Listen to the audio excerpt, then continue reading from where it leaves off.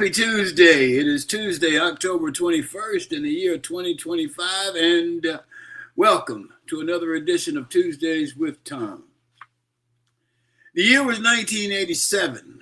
I got a call from my then agent in Atlanta, Georgia, Ted Borden. Ted told me I needed to go to Covington, Georgia to read for a job as a city councilman on a television show In the Heat of the Night, in which Carol O'Connor and Howard Rollins were starring as the lead characters. It was a 2-hour movie for television, and I would play the character Melvin Lemon. As it turns out, Melvin was a troublemaker, as he tried to talk the detective into becoming the police chief in place of Chief Gillespie. I was also told that the job would recur, and I could end up working a few episodes. The shoot went well. I got to know Howard and looked forward to working with him again, except it did not happen again that season. Instead, the next season, Ted, my agent, told me they were interested in me again as a recurring city councilman, except this time the character's name was Ted Marcus, and I would have to read for Carol O'Connor and another one of the executive producers. I drove over to Covington/Conyers from my home in Birmingham. There were several of us there for the role of Ted. When my turn came to enter the room, I did, and Carol immediately asked me, "Didn't you play the city councilman last year?" In a moment of bravery, I responded, "Yes. So why are you trying to give my job to somebody else?" He said, "It's your job." Over the next 6 years as Ted Marcus, I averaged doing maybe 3 or 4 shows a year, ended up over time doing over 25 episodes. That show created quite a following and today repeats daily on a couple of different channels. Today we have one of the In the Heat of the Night fan clubs as our guest, a group of wonderful people I met a few years ago at a Heat reunion where Antley, one of the Heat followers, gave me a rundown of Ted Marcus's dialogue and his episodes. So today's show is dedicated to the In the Heat of the Night fan club and followers, and we look forward to having that show. So let's go to our round table and talk to Michael Walker and Barbara Wallace Edwards and see what they got going today. Good morning, Michael and Barbara. Morning. Good morning, TJ. Good morning. Everyone. I meant TG and Barbara. Good morning, guys. You don't have to get into any details, but were you able to find out what we were talking about yesterday, Michael? No, I did not. I hadn't seen it, so I need to get that. I didn't have it in my email. Well, you got to talk to Miss Barbara. You know she knows. She's got all the news there. What's going on? The one regarding the person that Auburn let go because of First Amendment rights. Speaking about Yes. Charlie Kirk, Yes. I didn't see that article. I'd like to see that. Yeah, I'll So share if it you would with you. I will Yes. share that with you. Yes, she has filed suit against Auburn and University of Alabama. I think she was a professor at both. So, yes, I will share the article with you. Okay. Yeah, I'd like to see that.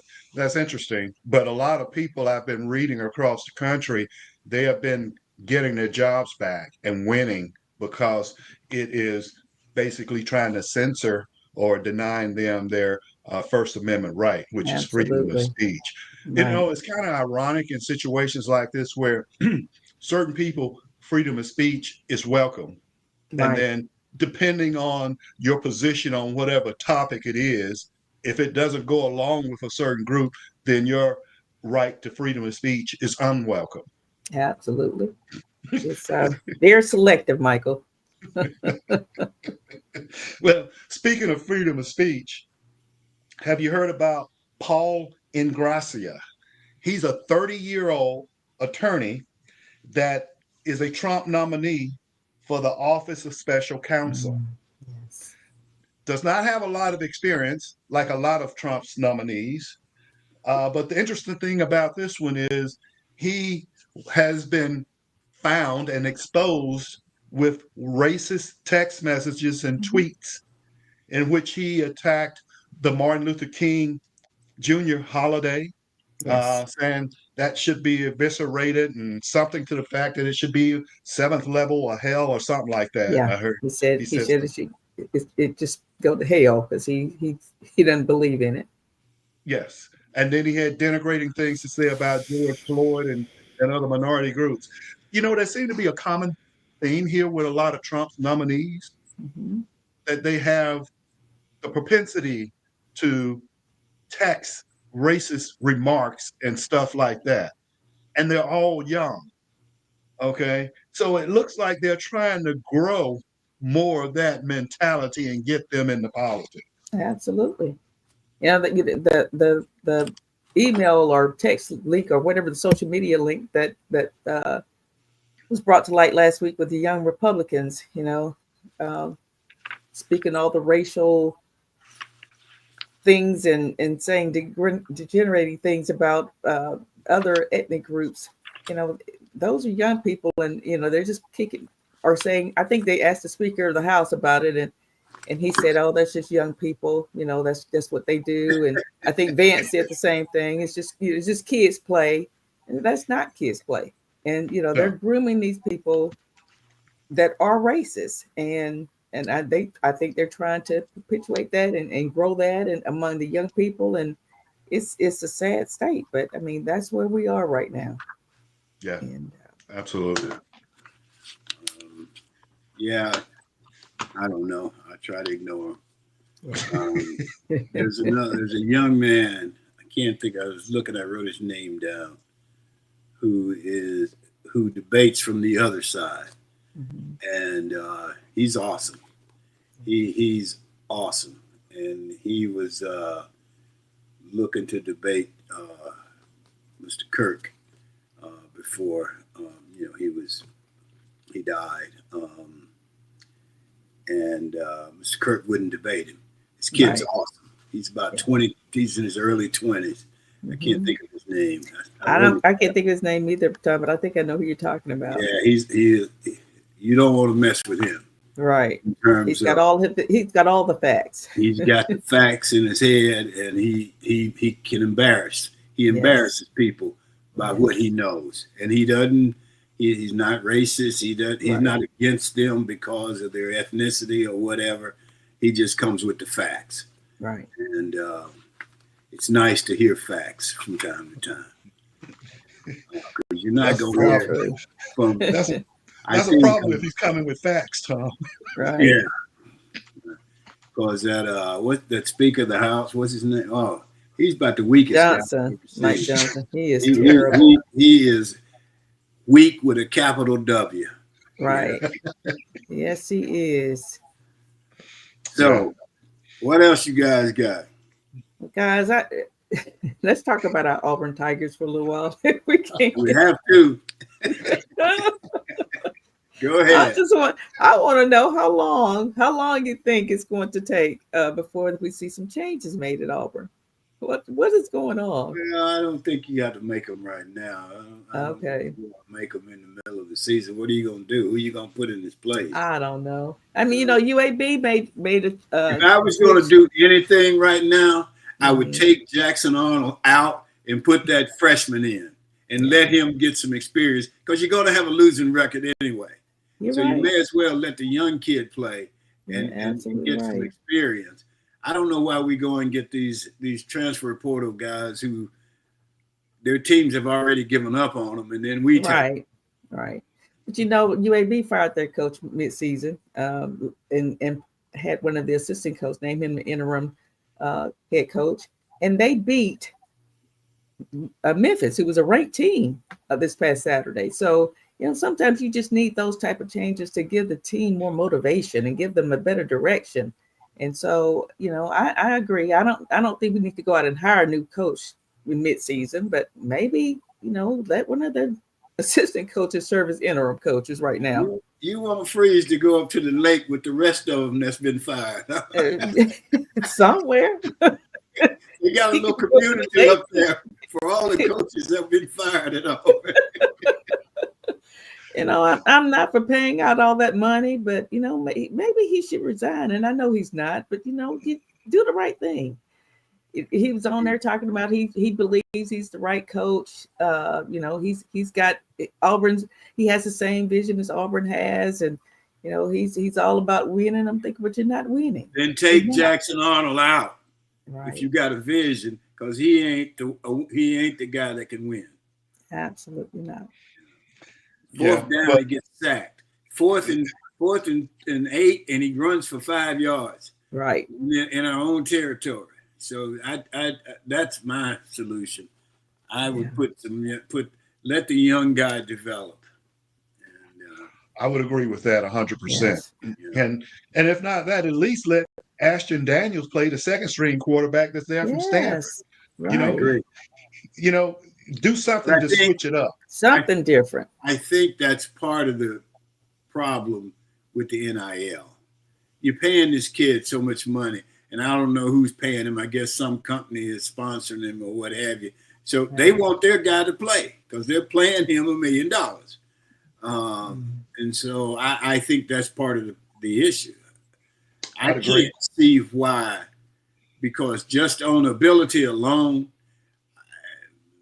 over the years watching football and playing football, right? You would replace the guy, or at least let the other kid come in and play for a while and see if he could play. Right. So, but I don't know how the NIL works, so I could be barking up the wrong tree. But yeah, I hear you. Not sure. I hear you. Guys, I'd like to share with you a couple things.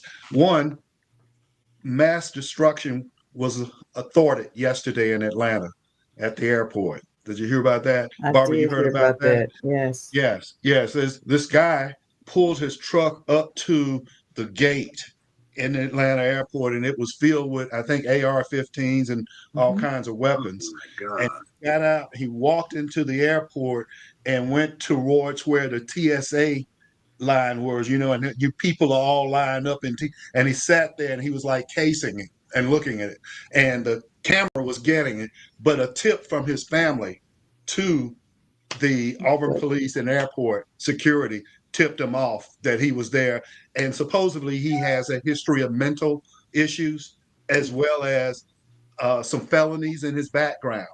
So here we go again with someone with mental issues and felonies in their background having access to these weapons. All those weapons. Wow. Yeah. So they were lucky that they were able to get him, and they arrested him right there in the airport, cuffed him and took him away, went out to his truck, and that's when they discovered all of the stuff. So they're saying that he came in the case to figure out the place where he could cause the most damage. Then he was going to go back out to his truck and get his weapons and come back in. Man, that's incredible. It is. It is. Yeah. We just flew through there Sunday. Wow. Yeah. I don't know how close to danger we are. We just don't ever know. I mean, in those situations like that, or someone intervenes and we don't ever hear about it. Yeah. I'm sure we there's talk more about cases. the Second Amendment, but when the Second Amendment was created, nobody had any idea that there would be AR-15s, right, and that people would use weapons the way that they're using them now. Yeah. I don't know. Yeah. The other story I want to share with you guys reminded me of Joyce Gilly Gossam. When we spent the weekend down there, we talked about Joyce was a former lifeguard and how she jumped into the water to save Tom or retrieve his cap, right. Well, there's a story that turned out positive. A 5-year-old girl fell from 49 feet from a cruise ship, the Disney cruise ship in Florida. Saw that. And her father dove in to rescue her. Yes. I mean, that's amazing. That is. They ended up retrieving them out of the water and stuff, and the father had some injuries, but the little girl came out unscathed. And I've read where I guess it's the district attorney decided not to prosecute the case for negligent on the mother, whereas the mother put the child up in an opening port. So this big opening port, and she lost her balance and fell out. Back up. Right. And mom put her up there to take a picture, to pose for a picture, and she lost her balance and fell backwards into the water. Oh man. Yes, but thank God the dad was, he wasn't right there. He was walking ahead of them, and when the mother screamed, he turned around to see what was happening, and realized the Wonder daughter was how really high up he was. You know, sometimes you'd be pretty high up on those They were cruises. on right. the Fourth fourth level level. on the Yes. ship. Wow. And so, and the article said the child fell to about 49 feet. God. And yeah, so Thank that's goodness. just horrifying It that is. that happened. Now, you know, lawyers get involved and they're going to talk about the detective went and said he, you know, went and investigated, did some research, and that porthole has no covering. Oh wow. So, you know, and putting a 5-year-old up there, they're not, they can fit right in that port and go right Mm-hmm. out, which is what happened. But you would think that there would be coverings up there. I was just surprised that they had those, you know, some type of plexiglass or something Something. there. Yes. You would Well, think. you know, and accidents unfortunately happen. You know, I don't know if you saw last week, these people were standing on this balcony at this hotel or whatever, and the balcony collapsed. And, you know, it just, you know how you're in your hotel room and you go sit on the balcony? Yes. Yeah. It just collapsed, man, and went down. And then yesterday I saw where one of those I don't know much about balloons, but one of those balloons, I guess, helium, whatever that they put a Mm-hmm. hit a Delta airplane, and the plane had to be and crashed the windshield, and it had to be diverted to a closer airport. So stuff happens, man, It that does. you can't really predict. And in fact, I was talking to this person sitting next to me on the plane the other day, and I was telling her, I said, "Well, I don't do heights. I'm not good with heights, and I'm not. If I'm in a hotel room, I don't even go out on the balcony. You know, Right. it's just I don't know. That's just my fear of heights. You know, I so get that. Well, I guess you would never want to tour that Chicago. I guess it's the Sears Roebuck building, the tallest building yeah, uh, up there, and it's the one Right. where you go out and you walk into this little plexiglass tube, Glass. and it Right. flips you over like this, and you're looking straight down. no, Yes. So Tom's like, no, that's no, not going to happen. I said, Tom, not, no. not Mm-mm. me. I think it was No. the Sears and Roebuck Tower, and at one time it was the tallest building in the country. And at the Right. very top floor, it's just a circular floor, you know, and they have special events up there, and you can look out at Lake Michigan, Lake Erie, all of that stuff, you know, Mm-hmm. and see what's going on and all over the Chicago. But then they've got about 10 or 12 of these like booths that you walk into Right. like that, and they close the door and you flip over like this and you're looking straight down from up there. No, wouldn't catch me up there. Yeah. I don't blame you, Tom. I'm not I afraid of don't, heights, but that I don't think that would be anything that I would be interested in. I don't do heights. I'm not. Yeah, I'm not your guy. If you want to go up in the air, I'm not your guy. Anything else? Guys, I got one more quick story I wanted to mention to you. You know, we talk about careers and different things that people do. I think I chose the wrong career. There's this lady who has Taylor Humphrey has made a full-time career out of naming other people's kids. It used to be a time when child was named after a parent's name or a combination of the parent's name or grandmother's middle name or something. Well, this lady has started this boutique company, and she will name your child for $30,000, She, and she's making a living doing this. uh, She said that there are couples who can't decide on a baby's name because the father wants to name it one thing, the mother wants to name it to another, or they just can't come up with a name and they'll reach out to her. And so she does this full-blown interview with them to find out, the family's history, ask them their favorite colors, what's their favorite foods, and all of this. And she comes up with a name, and they are paying her anywhere upwards from uh, $10,000 to $30,000 to name their baby. And I've named a few. So I think some people owe me some money. Let me call up some of my former sister-in-laws. I think they all owe me a little bit of money. well, They come up with some crazy names anyway now. They So, do. maybe They some do. of them need some help. So they This won't lady said she made over confused $150,000. with that. She's Yeah. made over $150,000 in a 6-month period. So yeah, I think we're in the wrong profession, guys. Wow. Wow. Wow. All right. Anything else?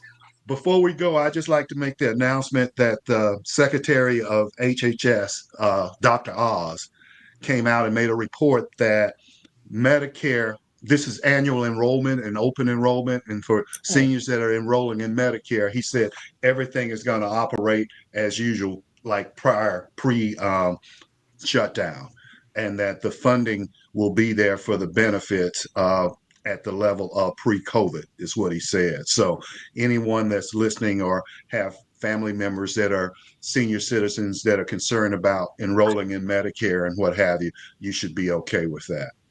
good. That's good to Okay. hear. All right. So we're going to move on then. Our G List guests today are our friends from the In the Heat of the Night fan clubs. They join us annually. They tune in often, and they always bring great stories, energy, and friendship to the show. So we can't wait to catch up. We look forward to that conversation. Our show today, of course, is brought to you by the consulting firm of Best Girl Inc. Let's catch up with Best Girl. Best Girl is a consulting firm that provides customized leadership, access and inclusion, public relations, communications, and organizational consulting services. Clients include Fortune 500 companies, utilities, higher education institutions, small businesses, and associations. Best Girl's team of consultants, led by Joyce Gilly Gossam, Emily Hedrick, and Sean Jones, partners with business and education clients to promote organizational effectiveness, communication, motivation, and leadership, with always an impact on the bottom line. Best Girl's customized consulting services include strategic planning, corporate communication, executive coaching, fundraising, and economic development. Best Girl continues to customize the solution that fits your needs. So let's go to Sean and see if she's got a minute for us. And then we'll come back and go to our G List. Sean, you out there somewhere? Good morning to everyone joining in with us. My name is Shantia Jones, and this is Got a Minute. The holiday season is here, and I'm slowly but surely getting into the spirit. One of the things I love most about the holiday season is the movies.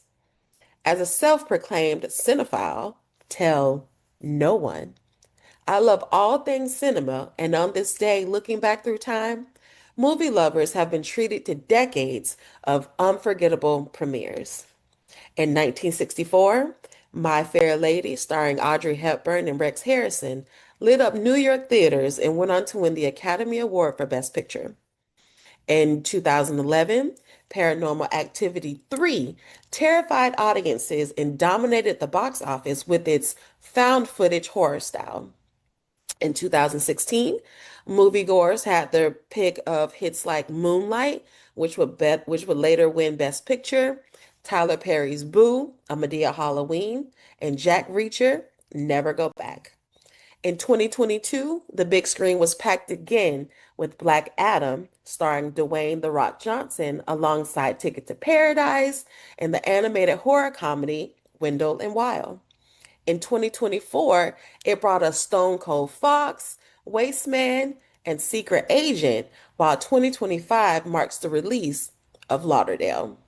From classic musicals to superhero epics, October 21st has always delivered something for every kind of movie fan. Go watch a movie today. Thank you all for joining in. My name is Shantia Jones, and this has Got a Minute.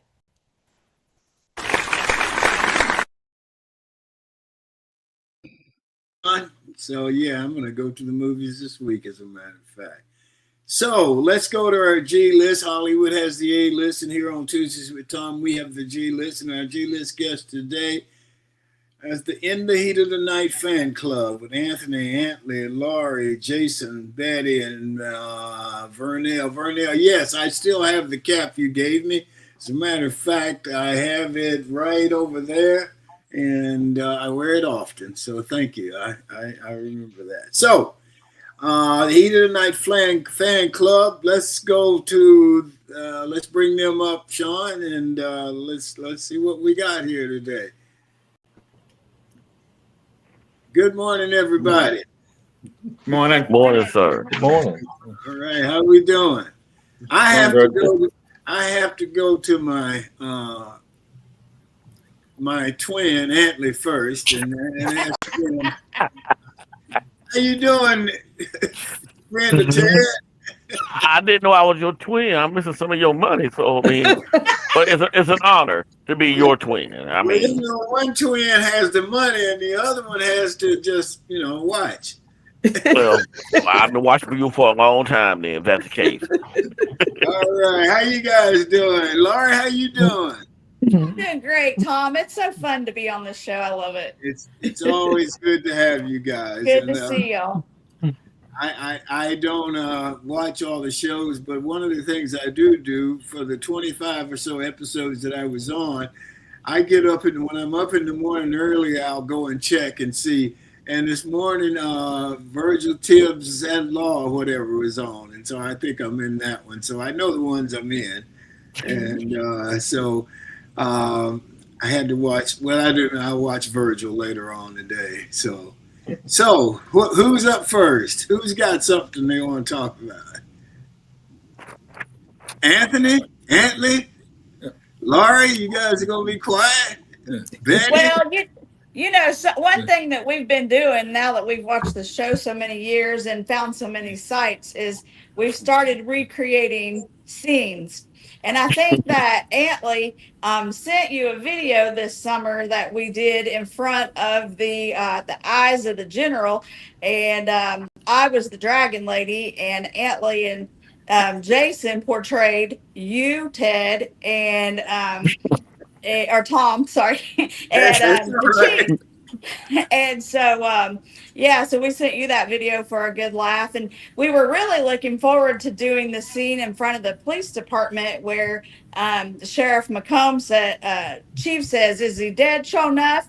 And the sheriff says, "For sure, Bill, for sure." And then he passed away before we could recreate that. We did, however, create a fun scene out at the monastery in Conyers with him where he was out there looking for Ramon Salazar. So that was a lot of fun, wasn't it, Ailey? It was. It was. That's one thing about the show. When we find our favorite scenes and we try to go back to Covington and create them. Oh, and I have to play your part every time. I have to do your part every time. So it's a good thing that I know your lines. I know, you do. When I met you, you were telling me the lines, and it's like, wow. Brings back lots of memories, doesn't it, Tom? Well, it does, and it was wonderful in a lot of ways. Made a lot of good friends on that show, and some of them, when the show ended and went to Los Angeles, I would run into them out there, and it was just a good boost. And it was great in terms of just the benefits, in terms of being able to build pension credits and so on and so forth. It was very well, it was meaningful in a lot of our lives. And so, and Carol was great. I walked in there and he said, "Didn't you play the city councilman last year?" And I said, "Yeah." So why are you trying to give my job to somebody else? Wow. He said, I "Well, wish I could have been a fly on that wall to see that. So it was great. He was a good guy. And Howard was a good guy. I have a letter that Howard wrote me. Howard had issues. We all know he had some issues from time to time. Dee still has letters from him. Yeah. Carol one day told us that Howard was in jail for something. He'd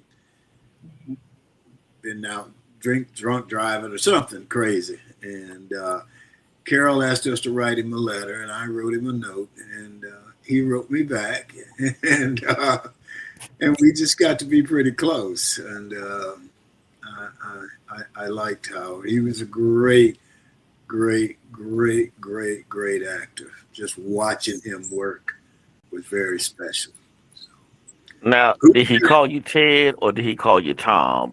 Because that one episode, on television, he called you Tom. I'm like, wait a minute, okay, are we out of character right now? I'm like, just curious. we were having the picnic in the backyard, and Yes, he sir. handed me something. He said, "Here you go, Tom." And later on, I said, you call me Tom, don't you? But they didn't catch it, and it made it into the show. So It's nationwide now. Every time that episode comes on and people come in the group, they be like, um, Virgil called Ted Tom. Ain't that his real name? And I just sit back and laugh. I'm like, yep, y'all caught it. Tom, the funny thing about that, or the ironic thing, is when we hosted you in Covington back I think it was in October of 2016. Mm-hmm. We were at Bradley's barbecue, and it's conveniently in the backyard of the Tibbs' house. Like the Tibbs' house sits on the corner. There's a little gravel parking lot, and then Bradley's barbecue. So we were really having a barbecue in the Tibbs' backyard, if you want to think about it that way. That's when I first met. That's when I first met Tom. We took a picture together. Yeah. And I'm like, I remember when I first met him.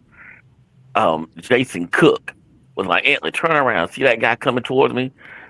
And I'm like, I turned around, all I see this black guy with a sports jacket on, some blue jeans on. I'm like, okay, I don't know this guy. He didn't have his glasses on. I'm like, who is this guy? So when Jason took his hand, he said, how you doing, Mr. Goss? I'm like, is that Ted? That Ted boy? I didn't recognize the hair. I don't know what happened 30 years ago. You lost your hair, and I didn't recognize the glasses. So I'm like, oh my God, this is Ted Marcus here. I'm like, just so starstruck when I first met you. I think you had a similar reaction to Jimmy Dawes. Oh, Lord have mercy. Now, he threw me off big time. I walked right past him coming from the Chief's house. And my cousin's husband, like, Antley, you recognize this guy? I'm like, okay, he's a tall black guy. I don't know who this guy is. And my cousin was like, Antley, that's Jimmy Dawes. I'm like, where's your beard? Where's the afro? You're out of character for me. But same reaction. Same reaction. So, Michael, Barbara, you got any questions for the group? I have questions for the group. Good morning, everyone. Thank you for joining us this morning. Good morning, Barbara. And I am just amazed at how many in the Heat of the Night fan club groups there are on social media, on Facebook. I mean, there's at least 20 or so, I think. And they're all, very actively involved. I want to ask each of you, when were you starstruck? When did you become just totally infatuated with In the Heat of the Night? Because I love the show, but I don't go back and watch all the old episodes. And the fact that you all watch those episodes, everyone's lines, all the scenes, it is amazing to me. So I'm going to start with Betty. Betty, tell us, when did you become a fan and why?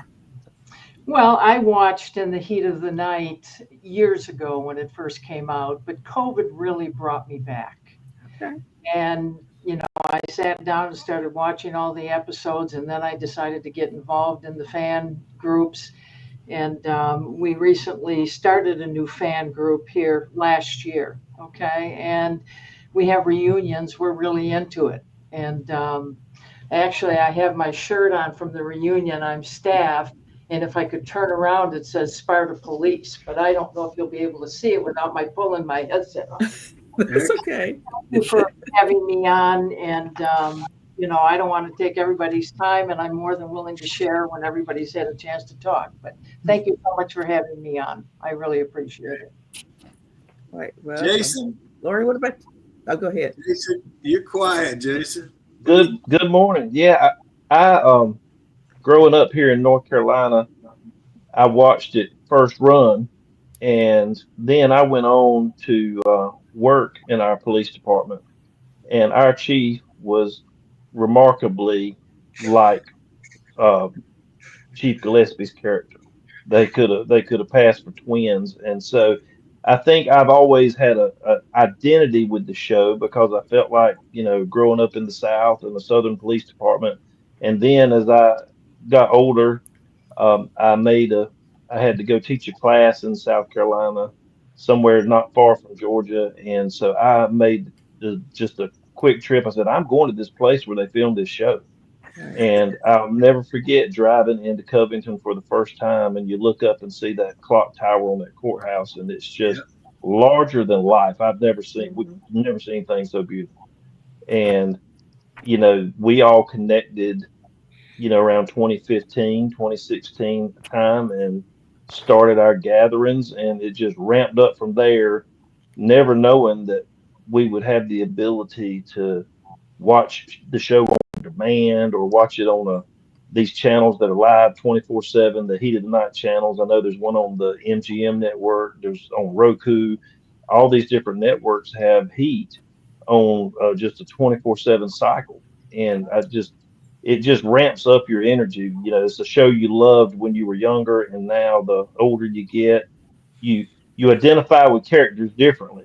I Right. went on to be a town councilman, so I identify with Councilman Ted Marcus. So, the older you get, you kind of identify with different characters on the show, and you see yourself kind of grow up. And it's become a passion of ours to find these locations. Every time we watch, hey, look, I recognize that house in the background. That's on Floyd Street. Uh, We love finding these locations, and it's just become a passion over the years that we just can't get enough of going to Covington. Yes, Right. yes.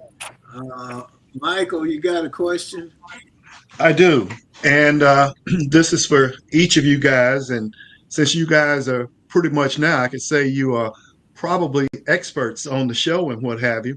So I'm going to propose a question to each of you. And Anthony, I'd like for you to go first, but we're going to do In the Heat of the Night remix. We're going to bring it up to date.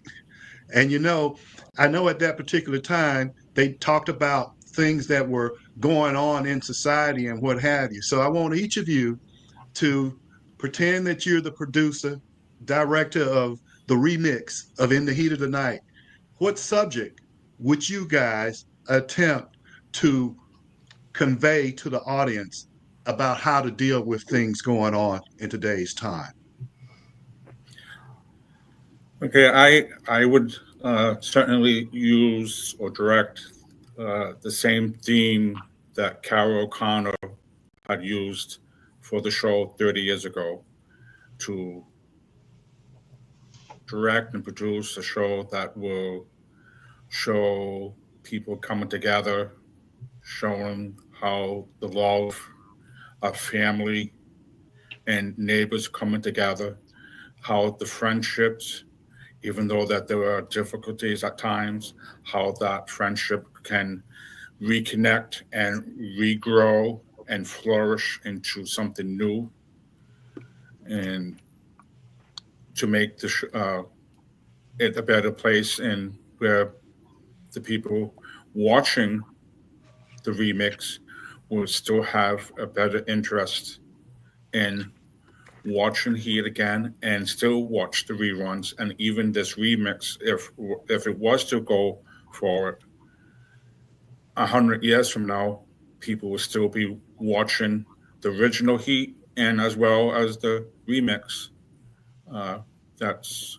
going on, and to also to bring in some of the old characters such as Ted Marcus to come in, you know, Parker Williams to come back as a guest star within the show. So it brings some interest to the new generation that wants to watch uh, the Heat. That's well thought out. Yeah. That's well Yes, thought it out. is. Yeah, yeah. Who's next? I'll go. Okay. I once had an idea and I talked to Dee about it. Dee and I have through Heat become best friends now, and I've even stayed at her house several times on my visit to Covington. And she's just amazing person, and she has so much memory of this. But I thought it would be neat to have um, the chief pass away And because today you can just have a picture of him sitting somewhere and have a celebration of life, and like Anthony said, have some of the old cast members there, like that are still living, but like Dee, definitely, Crystal Fox come back. Bubba could be the chief, and um Ted Marcus, of course, he's always in the show somewhere. We'll have him, just be there because he was good friends with the chief, and they had a lot of connection with working. But it would be a way to bring him back, and clearly you would have some storyline of a big case going on for them to solve. And I tell you what, Sparta had some of the sharpest shooters around. They always got their guy. And but anyway, I think that would be a good central base to bring everyone back. Which would be, I mean, clearly they would come back for the passing of Bill Gillespie, because everyone loved him. And I remember one episode, the FBI agent said, well, I could tell he wasn't just just a cop or just a good old boy. Y'all really care about him. And so I think that would be a neat thing to bring back. And like I said, I mean, there's never any time in TV. You could bring the old back, and then of course introduce new cast members. Cool. Sounds good.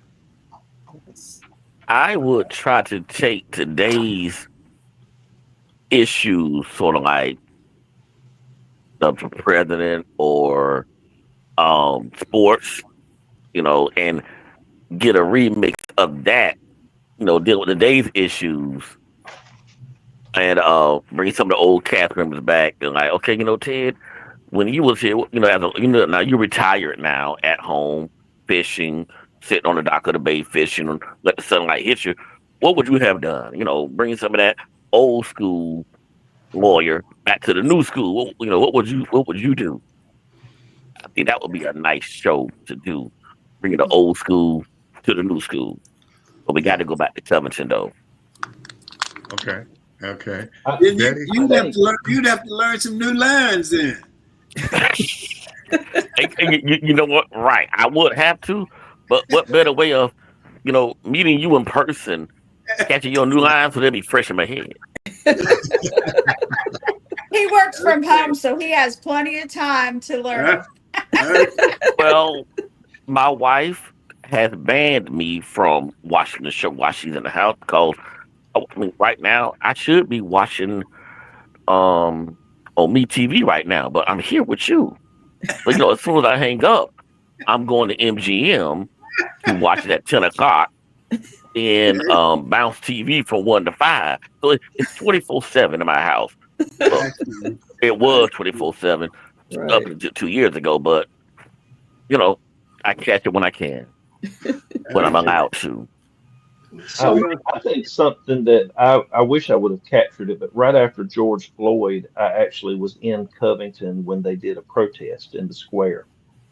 And it actually, it was like a flashback to themes from the original show, with the racial undertones and the, integrating the Sparta Police Department. And, I picture with a remix, it's the world and people are still people. And, we've come a long way, but there's a long way to go. And I think we can still pull those same themes into a remix. You could have maybe a prisoner dies in custody. I see Councilman and Attorney Ted Marcus as being a judge, because that's the natural progression from an attorney. Yes. You're going to be a judge after you've been an attorney. Wow. That's a really good good. one. So Jason, I like that, Jason. I see Judge Marcus presiding over a case involving the Sparta Police Department with an in custody death that has divided the town. And, you've got your, whoever the new chief or new sheriff would have to be somebody like Carol, that just promoted bringing people together. You sat at the same dinner tables. You learned that we're all the same deep down, no matter what your preconceived notions of people are.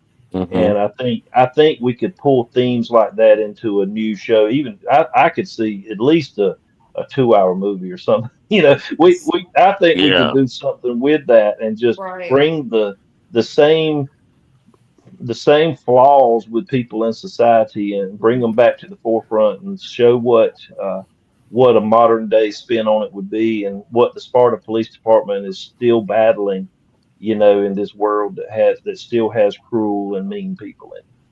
Jason, that's a great line. We need to talk to somebody because that would be a great movie. And I'm Tyler ready to Perry, watch are Jason, it you now. listening? Let's make it Is happen. Tyler Perry Yes, listening out there? that's right. and Somebody needs to Jason, be I got listening. I got the perfect line for the episode name for the episode.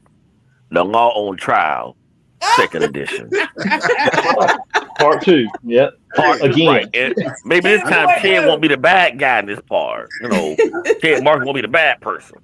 He I wasn't You the played a know. bad lot of person the first judges, time. so Well, I've got a remake here, and Harriet and Ted marry. Oh, Whoa, The whoa. wow. dragon lady? Drag Queen, hold now. That's a And, conflict of interest. yep, a little Ted bit. Marcus and Harriet Malone did not get along. He called her the Dragon Lady. Now I know. you don't give nobody the name of Dragon Lady and be nice. They So, got But they they but got they did come to work well together. Yes, They they well, they did. did. did. They did. Okay. So Yeah, they did. when Eugene. when Carol Connor became the sheriff, Ted and Harriet became good friends. Yes, yes, So yeah, yeah. So yeah. Okay, so maybe that could work. Yeah.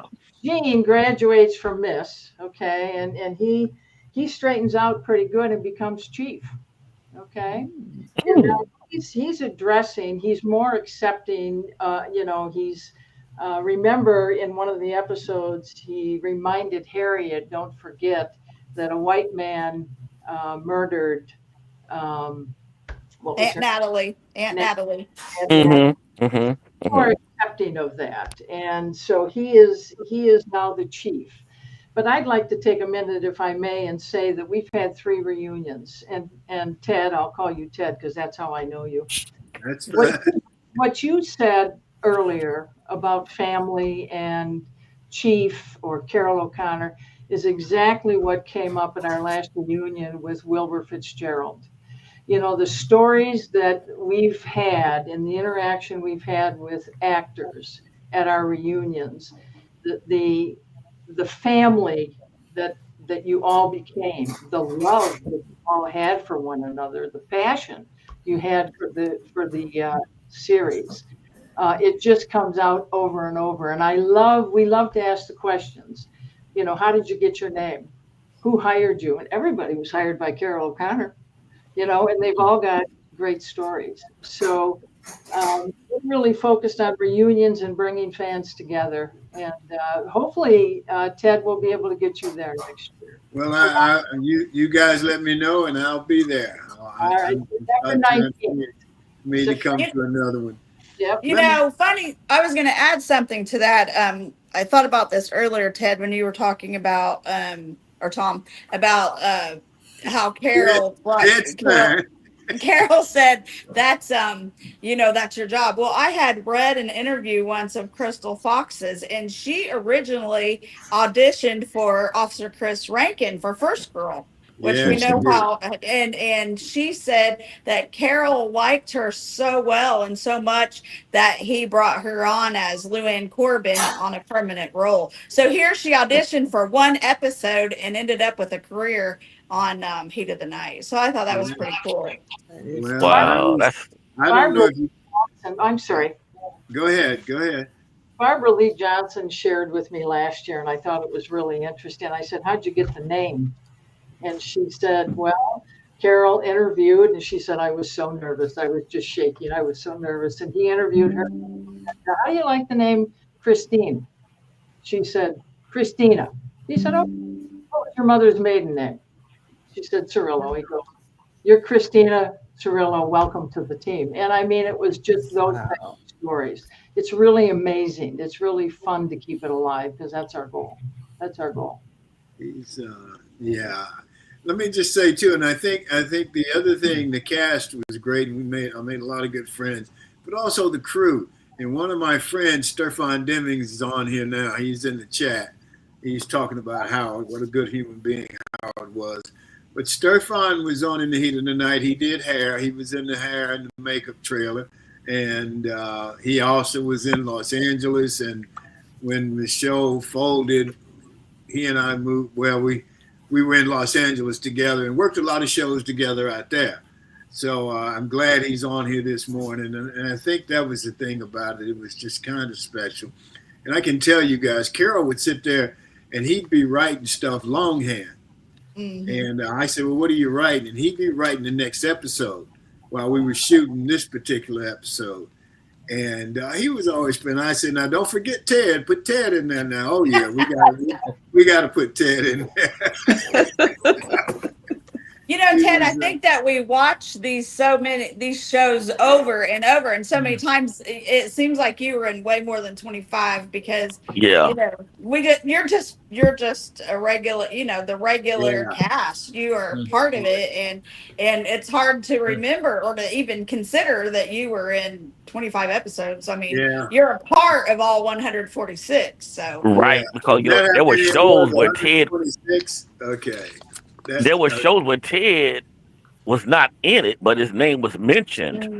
Remember, he got that deal. True. He got that good deal for the little Chinese guy for Christmas. Right. He wasn't even in the episode, but I remember Ted said, "Well, he got a good deal for that little Oriental boy." Kept him going back from I forgot where he was from. But like you say, Ted's name was mentioned. I'm like, oh wow. Yeah. Well, the great thing, one of the great things about it, and if you know the business and you're involved, you know, we're in the union and all that. But every time that those shows run, we get a little check, and that makes it cool. That makes it real cool. And it was an amazing story. But one of the great stories that involved me, and not necessarily the show, was when we were, I think that we stayed in this hotel, and across from the hotel was a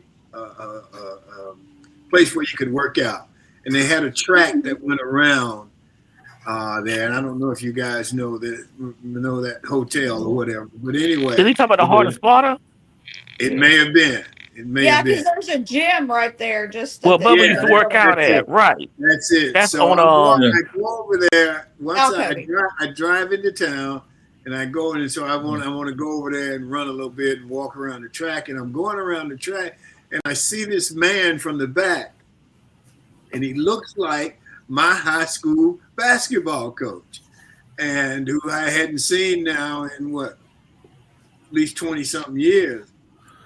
And so I hustle and I get in front of him, and it is my high school basketball coach. Wow. And I turn around and I said, Coach Porter.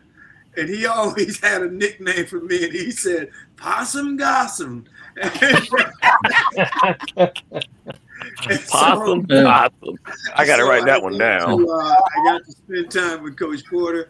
Actually, when he was over at the high school, and went over to the high school with him, and actually went to he played his 500th basketball game. He had wow! And I got to go and watch that. So, and he just passed it last year sometime. And so that was great too. So there was just a lot of wonderful memories associated with the Heat. Bubba and Parker and we went into town. We went into Atlanta one night and went to one of those clubs. And okay. And we had a good time. Let me just put it there. What kind of club do y'all go to? Mr. Walker, I was about to ask the same question. I don't think I want to know, but nice to know. But Ted kept everybody out of jail, so. I think Jimmy Dawes. Well, he was the detective when Bubba went to Atlanta for his nephew. Jimmy Dawes took Bubba to probably the Gold Club because it was not a clean. Yeah, he did. What's his name? Tiny Zeus, Debo. Oh yeah, Debo. Yeah, he played on Friday. He passed away a couple of years ago. Tiny Zeus Lester Jr. I think it was his name. Him and Bubba went to a club, so I just see Toy Marcus in the background. I don't know were you there. Every man's family. Yeah. Yeah. So, anybody got anything else? Well, Covington's a beautiful place to be. I'm from Wisconsin, so I travel down there a couple times a year. And I so badly want to move down there. And I have kids here, so it makes it tough, but it's a beautiful community. And of course, love in the heat of the night. It's my bedtime story. Every night. Yeah. Every night it's my bedtime story. Hopefully you'll get to fulfill that wish at some Oh, point. yeah. Well, I don't know. The kids don't want me to, but I keep telling them we should go. But they got snakes down in Georgia. We don't like snakes. So. I like snow less. Oh man, it's Well, always I wonderful live. having you guys on and to talk to you and stuff. And you know, it's one of the wonderful things that have come out of that show is the friendships that people have come together with, and it was great. I mean, I say this in my closing, but you have to be as an entertainer. Yeah, you got to be good at what you do, and you got to be in the right place at the right time. But you have to have a little luck too. And sometimes, I mean, there were a lot of jobs that you get right there to the edge, and then I went for a job with CBS, and I was the only guy there after 30 guys had wiped out, and then there's this one guy that came in. And I could tell he wasn't into me, and I didn't get that job. And so you have to have a little bit of luck as well. That hopefully it's the right person on the right day, and they like you for no other reason. I mean, like I said, why are you trying to give my job away? And he said, I won't give your job away. It's your job, and it was just that simple. And we went from there. So it's It couldn't have gone to a better person. it was a great experience. It really, really was. And then to have the I mean, you guys keep it alive, and Yes. that's just wonderful. I thank you all. It's fun. I look forward to it. And so let me know about the next reunion. Give me some time, and I'll make it. September 19th, 2026. Okay. Well, you know, we're always in Covington in March and July for sure. So I know he's there in July. yeah, Always. the September date, that's a different heat group. We're not we don't know about that. So Yeah. I will try to be down there for Christmas this year. I'm trying to go down there for the Christmas parade in December. So, but maybe we can find you a house. Speaking of houses, though, Sure. we have found a lot of houses for cast members. You know, we found Bubba's apartment. We found the Chief's house and cabin. We found Holly Cromer's house, Deanne Darnell's house, but I've never been able to find Ted Marcus' house. Just go to the house. Jason even Well, yeah. found Holly Maynard's house. Yes. Didn't you, Jason? Yes, we And did. Maybell's trailer. He's gonna go find them nieces. Where did Ted Marcus stay? Did he stay in his office? I mean, like, did he ever leave? You know what? Our police department. Ted So- never went home. I've been in Ted Marcus's office. Tom, I'll have to send you that picture. It's Okay. a conference room now, but I've been all the way up in the clock tower, all the way up to the top. So we did get a picture of your office. So the window you looked out, and anyway, it's incredible. Does he still have that Ole Miss sign hanging up in the window? Ole Miss? He does not. He must have taken it with him. Maybe somebody in Auburn found out about it, but that's another story, though. We're going to leave it at home. So let me see if Barbara and Michael, you got anything else before we have to sign off? Well, in closing, I just want to say it was a pleasure having you all on, and you guys have some very, very good ideas about a remix. You know, I mean, they were very, very interesting and well thought out, and that was enjoyable to hear. Absolutely. Thank you all for joining us this morning. It's been great. Oh, thank you for having us. Anytime. Thank you guys for being on. Thank you. Thank you for being loyal Heat fans. That's Yes. just wonderful. Well, and good friends. We've all become good friends. So That's great. and that That includes is you, great. Tom. So I'm here. And you can call me Ted when you want to. It's fine. sometimes it just slips out, right, Antley? And that's all I know. Ted. I answered to Ted, so it's fine. You look like All a righty. Thank you, guys. It's Thank- great to have you on. Appreciate it. Thank Bye, Tom. Bye, y'all. Oh, thank you. Enjoy. Okay.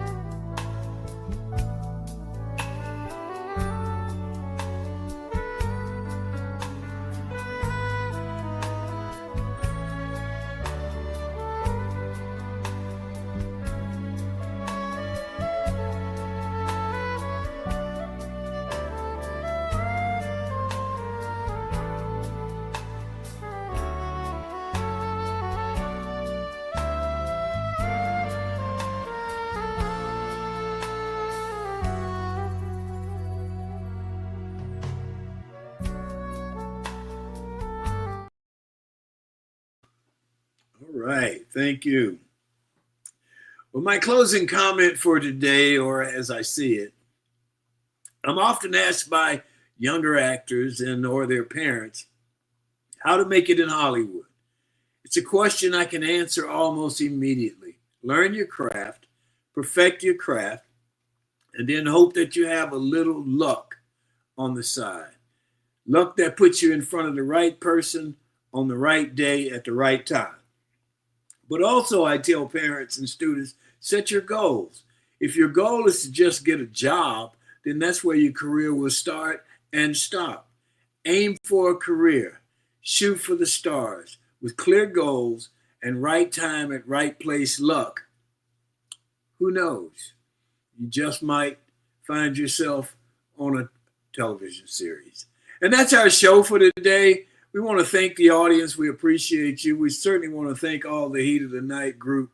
We appreciate you guys. It's always a lot of fun, and hopefully we'll do it again. Thank our sponsor, Best Girl Inc. Thanks again to the TWT team, Barbara, Sean, Emily, Michael, and Joyce. Special thanks to our audience. And that's it for this October 21st in the year 2025. Remember, a day without a smile is a day wasted. Enjoy yourself. Make every day count. Stay safe. Peace.